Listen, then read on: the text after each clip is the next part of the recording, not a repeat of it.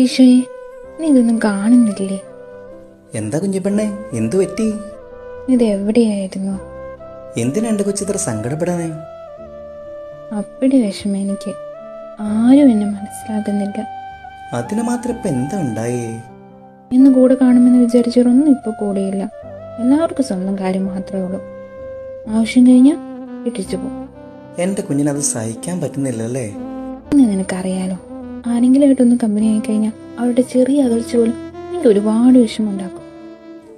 അറിയാം എൻ്റെ കുഞ്ഞിപ്പെണ്ണേ. ഇങ്ങനെ ഇടിച്ചുകൊണ്ടിരിക്കാതെ എന്നെ ഒന്ന് ആശ്വസിപ്പിച്ചുകൂടെ നിനക്ക്? അല്ലെങ്കിലും ആർക്കും വേണ്ടാത്തപ്പോ ആണല്ലോ നീ എൻ്റെ അടുത്ത് വരുന്നേ. ശവത്തി കുത്തല്ലേ ഈശോയെ. നിന്റെ സങ്കടം എന്ന് പറഞ്ഞാൽ അത് എൻ്റെയും കൂടെ അല്ലേ?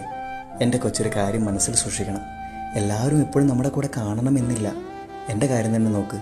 3 വർഷം കൂടെ നടന്നിട്ടും ഒരാപത്ത് വന്നപ്പോൾ ഒറ്റ എണ്ണം